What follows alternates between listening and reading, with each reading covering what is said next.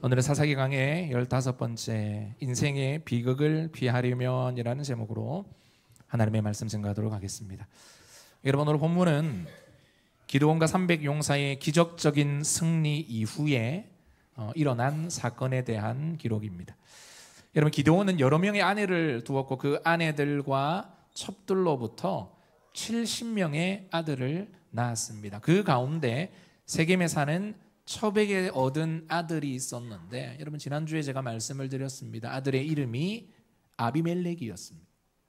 아비멜렉의 이름의 뜻이 뭐라고요? 나의 아버지는 왕이다. 아비멜렉의 이름을 누가 지었죠? 기드온이 지었습니다. 그러니까 여러분, 기드온 안에 그 욕심, 왕이 되고자 하는 욕심, 이 욕심이 자연스럽게 아비멜렉이라고 하는 이름 가운데 반영되었고, 여러분이 아비멜렉은 자연스럽게 그 아버지의 욕심을 닮아 자신도 왕이 되고자 하는 열망으로 가득 찼습니다. 여러분, 이 욕심과 소원의 경계가 참 모호합니다. 뭔가 이루고자 하는, 뭔가 바라는 것이 우리의 소원이 될 수도 있습니다. 여러분, 하나님은 우리의 소원을 이루어 주시는 분입니다. 그런데 소원이 아니라 뭐가 될 수도 있다는 거죠? 욕심이 될 수도 있다는 것.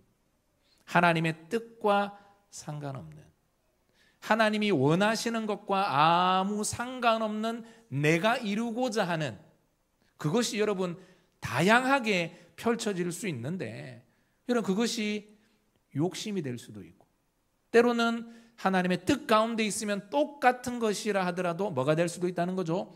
소원이 될 수도 있다는 겁니다. 여러분, 아비멜렉은 자신이 왕이 되는 데 있어서 첫 번째 걸림돌이었던 자신의 형제 68명의 형제를 외가인 세겜의 도움으로 한날에 모두 죽여버립니다. 그런데 이런 끔찍한 학살 중에 살아남은 사람이 있습니다. 기드온의 막내 아들이었던 요담입니다. 요담은 끔찍한 학살의 현장에서 도망쳤고 담대하게 세겜으로 향합니다. 그리고 그리심산 위에서 이 아비멜렉을 도와 68명의 기드온의 아들을 죽였던 세겜 사람들을 향해 소리치고 있습니다. 여러분, 이 세겜이라고 하는 지역은 그리심산이 병풍처럼 둘러쳐 있어서 그 앞에 또 에발산이 가로막고 있습니다. 그래서 이 산 꼭대기에서 소리를 치면 원현 경기장에서 말하는 것과 비슷한 효과가 났기 때문에 아마 이 요담의 말은 산에서 외쳤지만 세겜 모든 사람들에게 확성기로 말하는 것처럼 아마 잘 들렸을 겁니다. 오늘 본문은 요담이 그때 했던 그 연설을 기록하고 있는데, 그는 나무를 비유로 들어 설명합니다. 이 속에 왜 아비멜렉이 비참한 결말을 맞이하게 되었는지 여러분 통찰이 담겨져 있는데, 이 말씀을 통해 우리의 삶에 여러분 이러한 비극이 일어나지 않는, 하나님의 은혜가 임하게 되는 모든 삶이 되기를 주의 이름으로 축복합니다. 아비멜렉과 같은 인생의 비극을 피하기 위해서는 첫 번째로 자신의 본분을 지키며 살아야 합니다. 그린심산에서 요담이 말한 내용은 아래와 같습니다. 옛날 숲속에 감람나무와 무화과나무와 포도나무와 가시나무 4종류의 나무가 살고 있었습니다. 어느 날 숲속에 살고 있던 다른 나무들이 감람나무에 찾아와 왕이 되어달라고 요청을 합니다. 그러자 감람나무는 이렇게 대답하며 그들의 요청을 거절합니다. 읽어보겠습니다. 감람나무가 그들에게 이르되, 내게 있는 나의 기름은 하나님과 사람을 영화롭게 하나니 내가 어찌 그것을 버리고 가서 나무들 위에 우쭐대리오 한지라. 아멘. 그들은 무화과 나무를 찾아가서 똑같은 요청을 합니다. 그러자 무화과 나무가 이렇게 대답을 하죠. 무화과 나무가 그들에게 이르되, 나의 단 것과 나의 아름다운 열매를 내가 어찌 버리고 가서 나무들 위에 우쭐대리오 한지라. 그러자 포도나무를 찾아갑니다. 포도나무는 또 이렇게 대답합니다. 포도나무가 그들에게 이르되, 하나님과 사람을 기쁘게 하는 내 포도주를 내가 어찌 버리고 가서 나무들 위에 우쭐대려야 한지. 여러분, 위에 세 나무는 모두 같은 이야기를 하면서 왕이 되어달라는 다른 나무들의 요청을 거절합니다. 한마디로 자신의 본분을 버릴 수 없다는 겁니다. 나의 본분은 하나님을 영화롭게 하고 사람을 기쁘게 하는 것인데 내가 어찌 내 본분을 버리고 나무들 위에 가서 요동할 수 있겠느냐라고 하며 단호하게 그들의 요청을 거절합니다. 그런데 가시나무는 달랐습니다. 오히려 왕을 구하러 다니던 그들을 찾아가 이렇게 윽박지르고 있습니다. 15절 말씀 읽어보겠습니다. 가시나무가 나무들에게 이르되 만일 너희가 참으로 내게 기름을 부어 너희 위에 왕으로 삼겠거든 와서 내 그늘에 피하라. 그리하지 아니하면 불이 가시나무에 나와서 레바논의 백향목을 사를 것이니라 하였느니라. 아멘. 숲속에 있는 가장 견고하고 튼튼한 백향목을 사를 것이다 라고 하니까 여러분 나머지 나무는 말해서 뭐 하겠습니까? 한마디로 가만두지 않겠다는 겁니다. 요담은 지금 이 비유를 들어 아비멜렉과 세겜 사람들을 고발하고 있습니다. 여러분 아비멜렉과 세겜 사람들의 잘못이 무엇입니까? 그들은 자신의 본분을 버렸습니다. 하나님을 섬기는 본분을 버리고 하나님보다 자신의 욕심을 더 사랑해서 왕이 되기 위해 수단과 방법을 가리지 않고 있습니다. 그들은 가시나무였던 것입니다. 하나님은 이스라엘 백성들에게 그들의 본분이 무엇인지 명확하게 말씀하십니다. 이 구절을 항상 이마에 메고 다니라고 하십니다. 그것도 모자라서 집 문설주 옆에 있는 상자에 넣어둔 채 들어오고 나갈 때마다 만지라고 하십니다. 여러분 우리는 그것을 쉐마라고 부릅니다. 히브리어로 들으라 이런 뜻입니다. 그 상자에는 신명기 6장 4절에서 5절의 말씀이 있습니다. 읽어보겠습니다.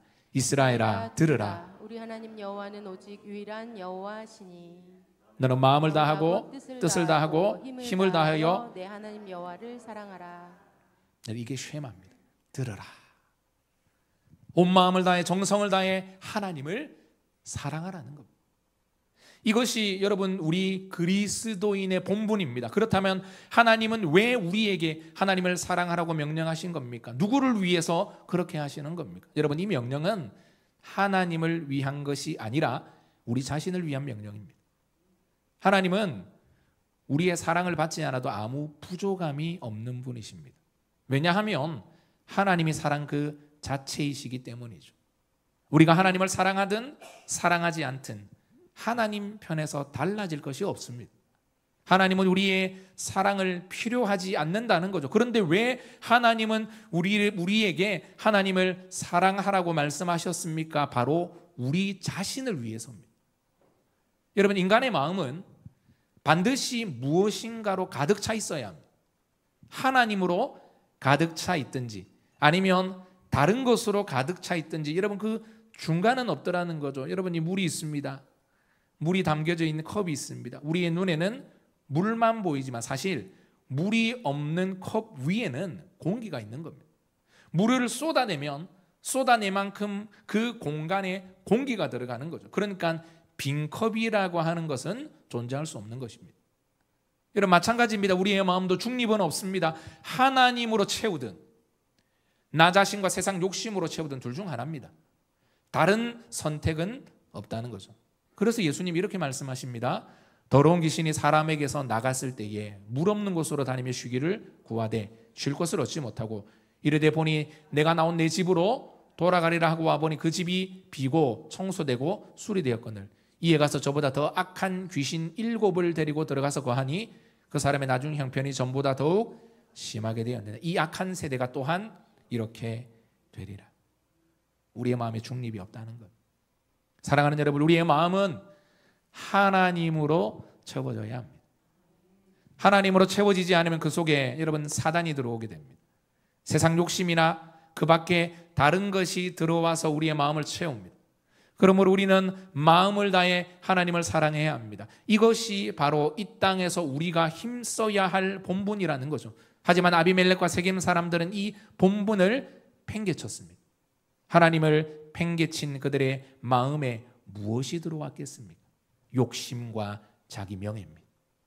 모든 것을 자기 뜻대로 하고자 하는 이기적인 마음입니다.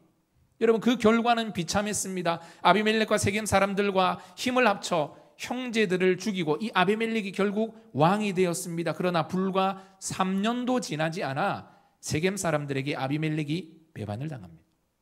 같이 악행을 도모했던 사람들은 반드시 서로를 배반합니다.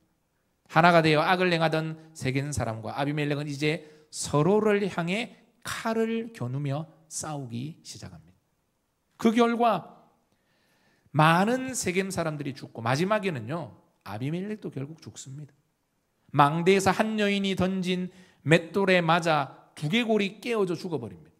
아비멜렉은 죽으면서도 회개하지 않습니다. 오히려 여자에게 맞아 죽었다는 수치를 당할까 봐 부하에게 자신을 찌르라고 말합니다. 얼마나 비참한 죽음입니까?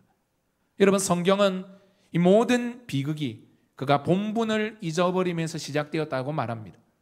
아비멜렉이 본분만 지켰다면, 세겜 사람들이 본분에서 벗어나지 않았다면 이런 비극을 맛보지 않았을 겁니다. 여러분, 우리도 마찬가지입니다. 여러분, 중립은 없습니다. 하나님을 섬기든지 내 욕심을 섬기든지, 하나님을 사랑하든지 돈을 사랑하든지, 여러분 둘 중 하나라는 거죠. 로마서 8장 13절에 이렇게 말씀합니다. 너희가 육신대로 살면 반드시 죽을 것이로되 영으로서 몸의 행실을 죽이면 뭐라고요? 살리라. 여러분, 이것이 구원받은 우리를 향한 하나님의 말씀입니다. 육신 따라 살지 말라는 거죠. 내 감정과 내 생각에 따라 살면 반드시 죽을 것이다 라고 말씀합니다. 영으로서 몸의 행실을 죽여야 합니다. 그래야 우리의 영이 살게 되는 것입니다. 여러분, 오늘 예배를 통해 우리 안에 있는 하나님이 아닌 다른 것들, 욕심, 생각, 부정적인 감정, 여러분 세상의 것들을 향한 열망들, 여러분 이 모든 것들이 제거되어지고 하나님으로 충만케 되는 은혜가 있기를 축복합니다. 두 번째는 언제나 생산적인 삶을 살아야 합니다. 감람나무와 무화과나무와 포도나무는 왕이 되기를 거절했지만 가시나무는 자기가 왕이 되겠다고 나섰습니다. 여러분, 이 세 나무와 가시나무의 차이점이 무엇입니까? 새 나무는 하나님을 영화롭게 했습니다. 뿐만 아니라 그 열매로 다른 사람들을 기쁘게 했습니다. 그러나 가시나무는 자신의 본분을 망각했을 뿐 아니라 열매는커녕 가시로 사람들을 괴롭혔습니다. 여러분, 이 땅에는 두 종류의 사람이 있습니다.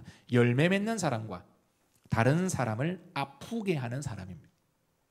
감람나무는 기름을 생산하고 무화과나무와 포도나무는 열매를 맺습니다. 그런데 가시나무는 무엇을 만듭니까? 그 가시로 남을 찌릅니다. 성도를 찌르고 주변에 있는 사람들을 찔러서 피를 흘리게 만듭니다. 가시나무의 삶은 비생산적일 뿐만 아니라 파괴적입니다. 여러분, 우리의 삶은 어떻습니까? 생산적입니까? 파괴적입니까? 주변의 사람들에게 한번 물어보십시오. 나는 축복의 사람인지 부정적인 사람인지. 누군가에 대해 악담을 하고 다른 사람과 어울려서 그 사람을 매도하고 비방하는 것, 그것이 바로 가시로 찌르는 행동입니다. 그런 사람이 바로 가시나무입니다.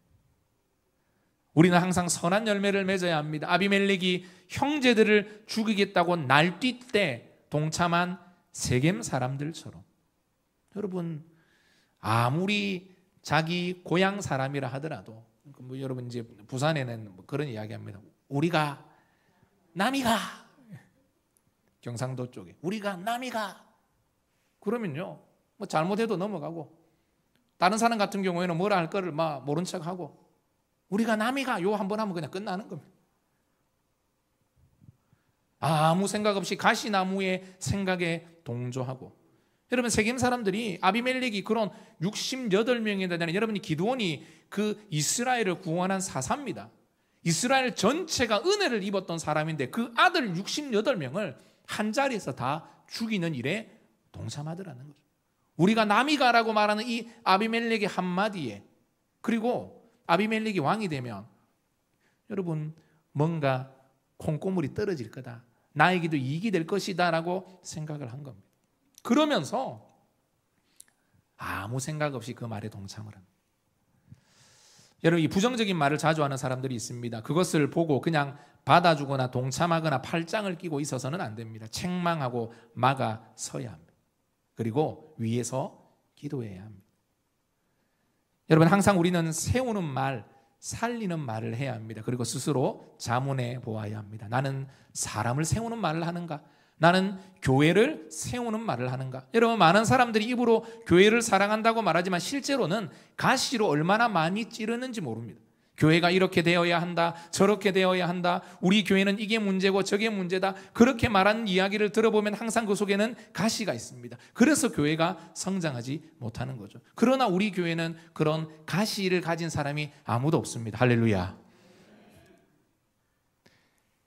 주구장창 제가 말 조심해야 된다, 말. 왜냐면요, 여러분, 교회가 말로 흥하고 말로 망합니다. 좋은 교회는요, 안 좋은 교회는요, 맨날 지극끼리 싸웁니다. 여러분, 이게 같이 지내다 보면요, 섭섭한 일이 있습니다. 말에 실수하기도 합니다. 말에 실수. 때로는 사람이니까. 또 말의 실수 말고 행동에 또 실수를 하기도 합니다. 그러면 이제 서로 마음이 상하잖아요. 은혜가 넘치는 교회는요, 그 모든 것들이 덮어버립니다. 은혜가, 사랑이 덮어버립니다. 그래서 연약하고 좀 부족하고 실수해도 뭐 하는 거죠? 이해하고 위해주고 덮어주고.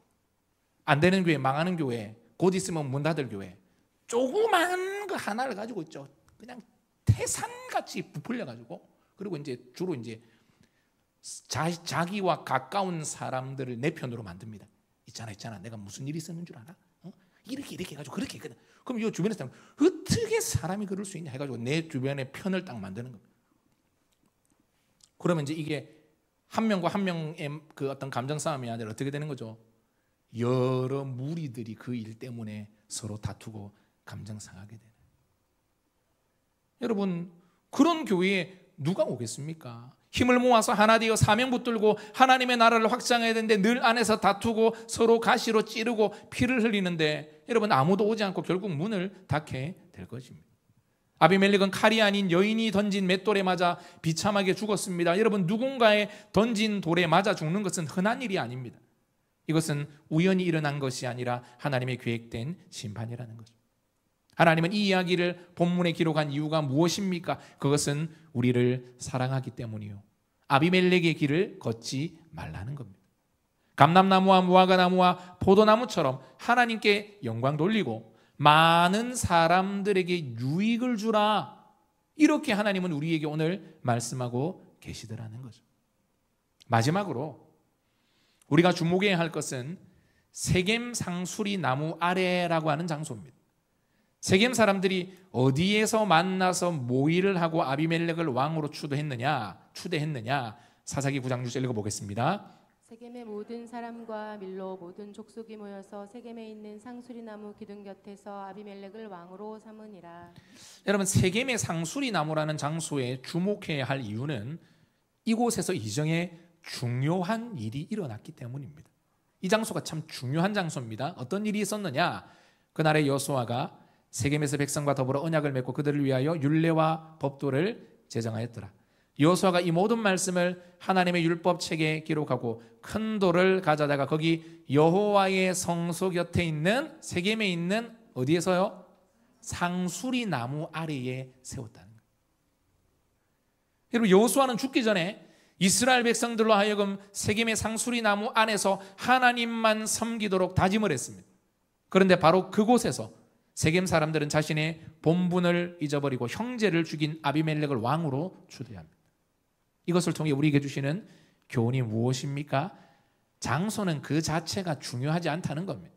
어떤 집에 사는지 중요하지 않습니다. 내가 얼마나 경제적으로 부유하고 잘 사는지 중요하지 않습니다. 중요한 것은 내 안에 누가 혹은 무엇이 있는가 하는 그것입니다. 여러분, 지금 교회에 앉아 있지만 진정으로 하나님을 사랑하지 않고 세상의 것들을 생각하며 그것을 따라간다면 여러분, 아비멜렉의 길을 걷고 있는 것입니다. 중간지대는 없다는 거죠. 교회를 다니면서도 가시나무처럼 다른 사람을 찌르고 상하게 할 수도 있습니다. 부정적인 말로 교회를 힘들게 할 수도 있습니다. 아니면 또 다른 세우는 말과 위로의 말로 여러분, 사람을 세우고 유익하게 할 수도 있더라는 거죠.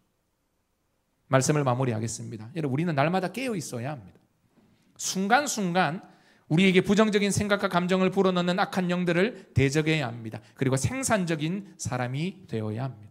누군가를 비방하고 험담하는 말은 당장 중단해야 합니다. 그래서 항상 입만 열었다 하면 감람나무와 포도나무와 무화과 나무처럼 단 것과 열매가 흘러 넘쳐야 합니다. 다른 사람을 살리는 사람이 되어야 하고 나를 통해 날마다 생명의 역사가 일어나야 하는 거죠. 하나님의 마음을 시원케 하고 주의 종의 마음을 시원케 하는 단 것과 열매가 풍성하여 주변의 사람들을 살리는 저와 여러분이 되기를 주의 이름으로 축원합니다.